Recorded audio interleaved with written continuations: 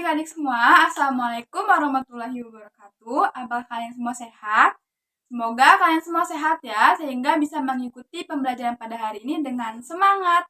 Baik, sebelum memulai pembelajaran pada hari ini, ada baiknya kita berdoa dulu. Berdoa dimulai.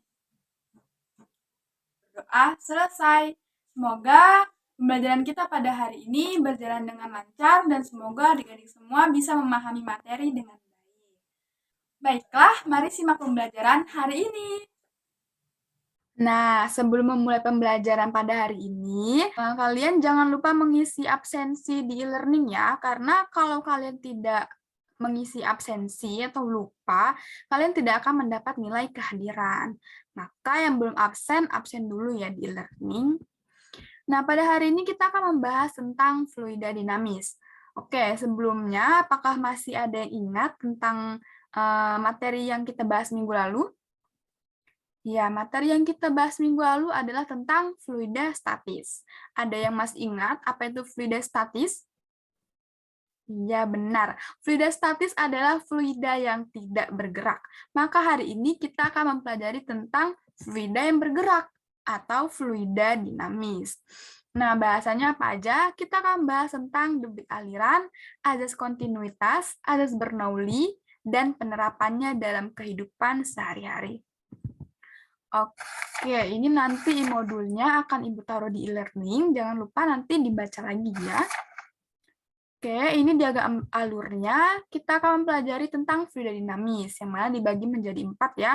Ada tentang pengertian dan jenis fluida, debit fluida, azas kontinuitas, dan juga azas Bernoulli.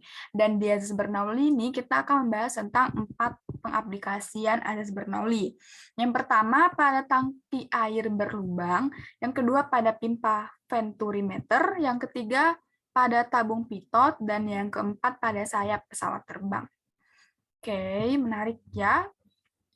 Lalu kompetensi dasar, indikator pembelajaran, dan juga tujuan pembelajaran bisa kalian baca di modul ini ya, nanti kan ditaruh di e-learning. Lalu kita masuk ke materi yang pertama, yaitu debit aliran dan azas kontinuitas. Kita akan membahas tentang fluida, fluida dinamis, debit aliran, azas kontinuitas, beserta contoh soalnya.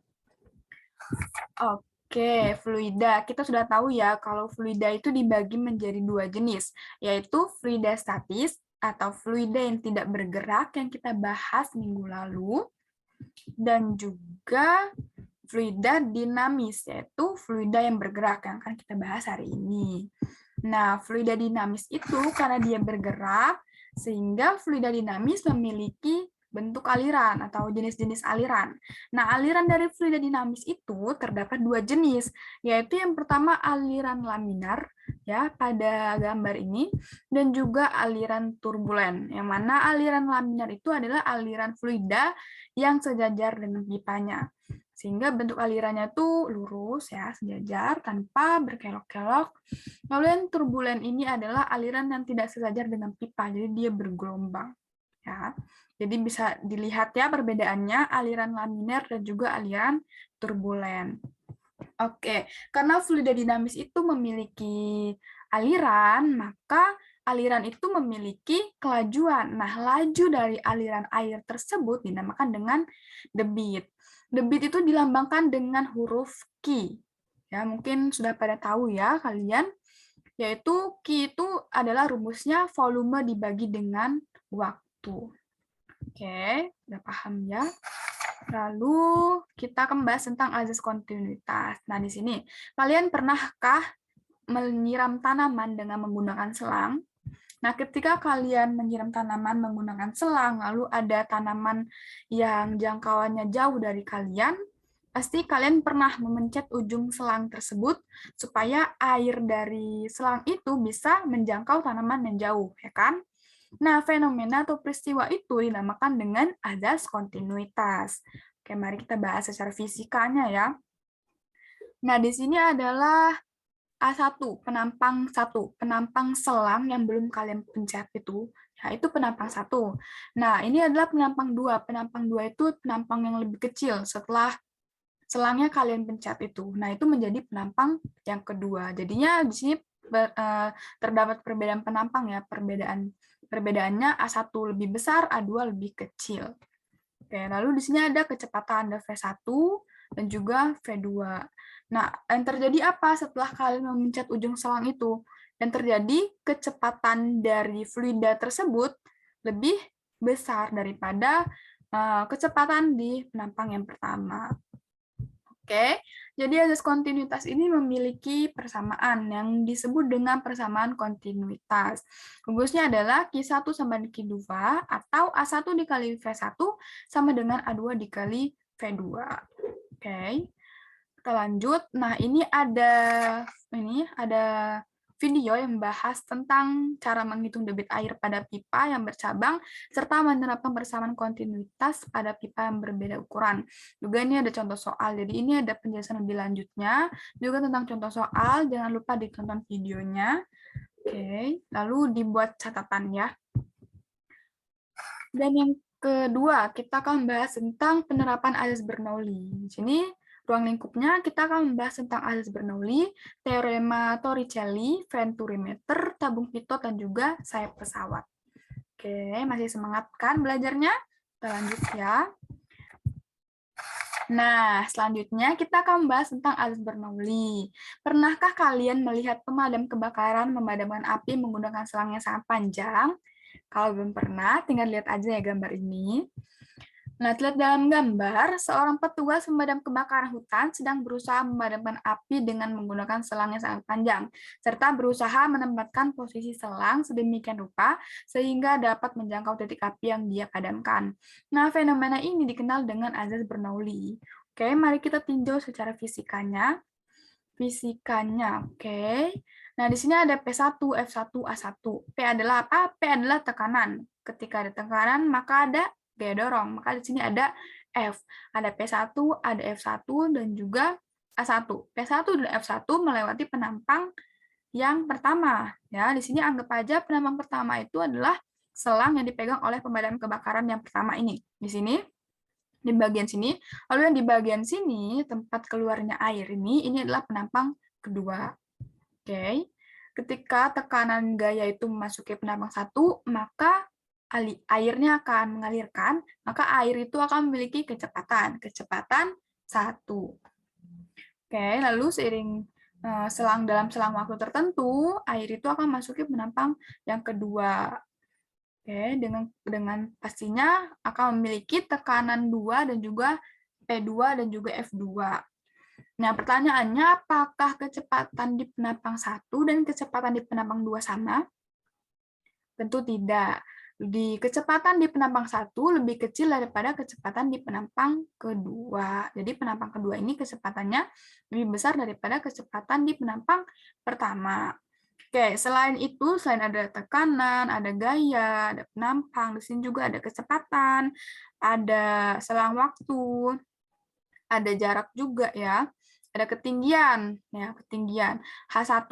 Ketinggian H1 ini adalah miliknya penampang pertama, H2 milik penampang kedua. Nah, selain ini ada apa lagi konsep-konsep fisikanya? Tentu ada energi kinetik dan juga energi potensial. Ketika ada kecepatan, maka di situ ada energi kinetik. Kan fluida dinamis, fluida yang bergerak.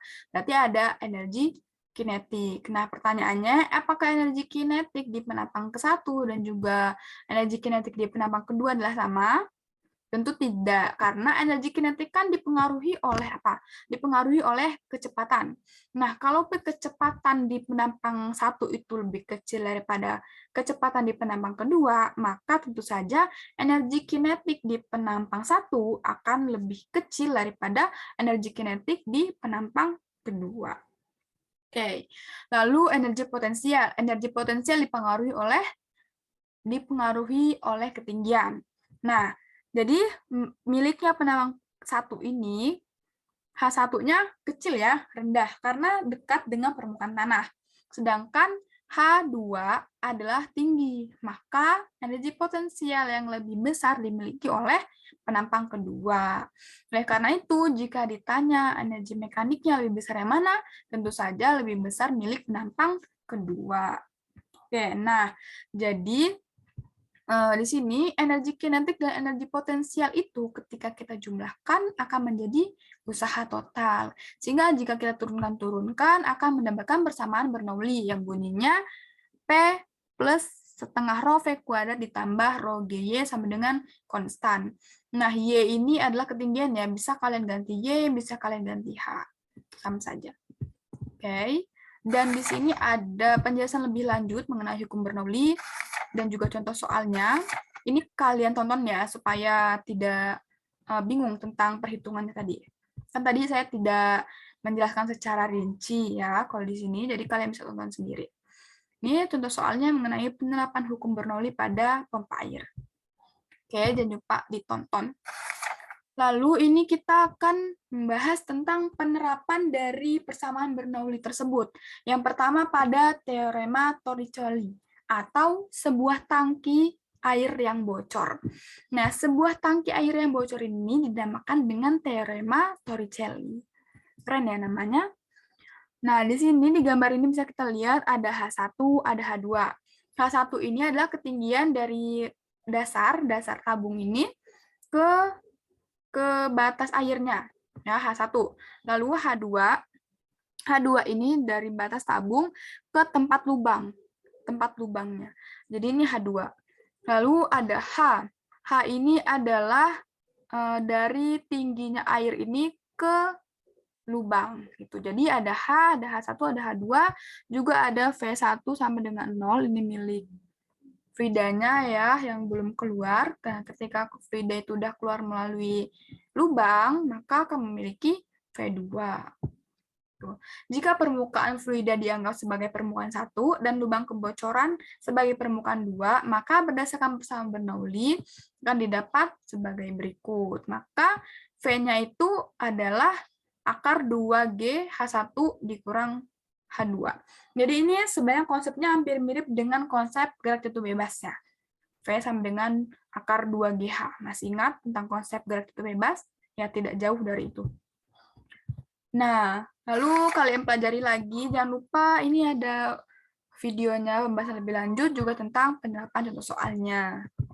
Oke, kita lanjut ke venturimeter. Venturimeter ini juga adalah salah satu penerapan dari persamaan Bernoulli. Nah, venturimeter itu dibagi menjadi dua jenis, yaitu ada tanpa manometer dan juga dengan manometer. Nah, oke, ditonton ya, disimak lagi nih videonya.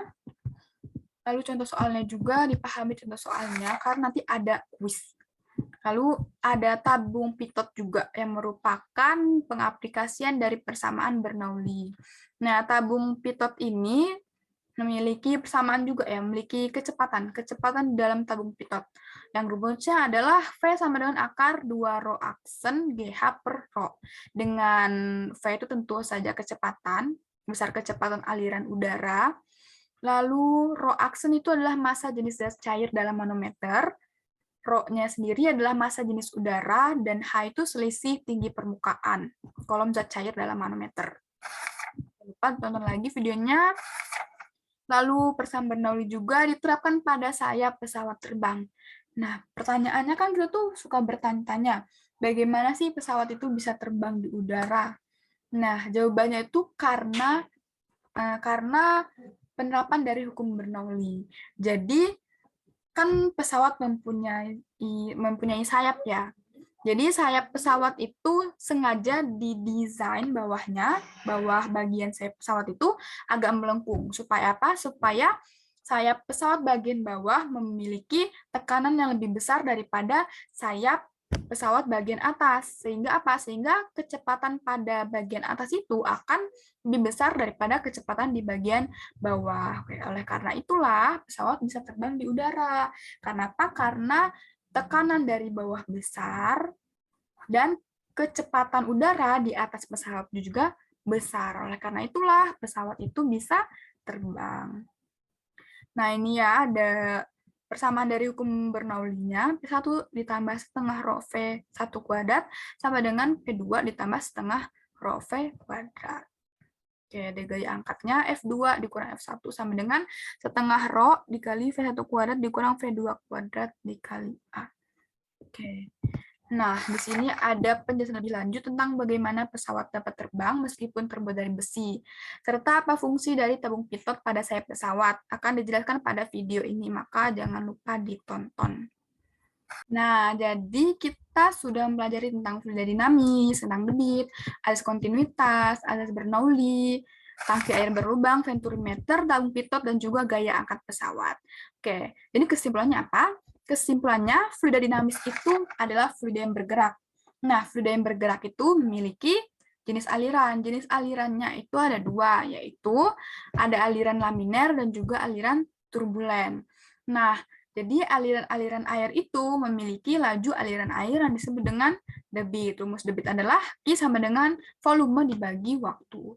Lalu selain itu, kita juga membahas tentang asas kontinuitas, yang rumusnya adalah Q1 sama dengan Q2 atau A1 kali V1 sama dengan A2 kali V2.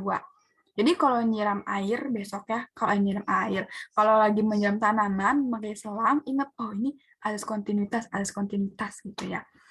Lalu kita juga membahas tentang azas Bernoulli yang penerapannya pada petugas pemadam kebakaran tadi ya. Rumusnya adalah P ditambah rho GH ditambah setengah rho V kuadrat sama dengan konstan.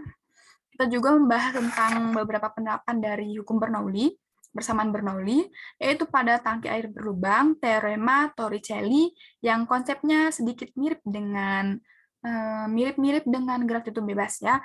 V sama dengan akar 2GH. H1 dikurang H2.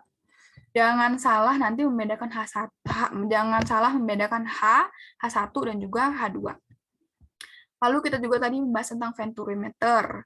Lalu juga ada tabung pitot dan juga gaya angkat pesawat terbang. Jadi kalau ada yang nanya, kok pesawat itu bisa terbang di udara ya? Jadi jawabannya adalah, ya iyalah bisa terbang karena adanya penerapan dari hukum Bernoulli. Oke, selanjutnya kalian akan mengerjakan kuis.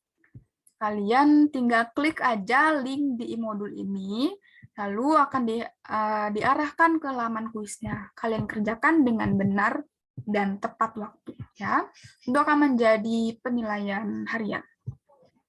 Oke, segitu aja pembelajaran kita pada hari ini.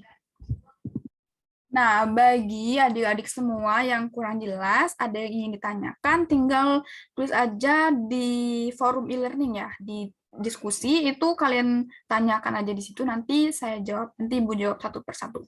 Oke, atau kita bahas di pertemuan selanjutnya, akan kita diskusikan tentang pertanyaan-pertanyaan tersebut ya. Baik, sampai sini saja pembelajaran kita pada hari ini. Jangan lupa tugasnya dikerjakan ya. Ibu akhiri, wassalamualaikum warahmatullahi wabarakatuh. Sampai jumpa di pertemuan selanjutnya.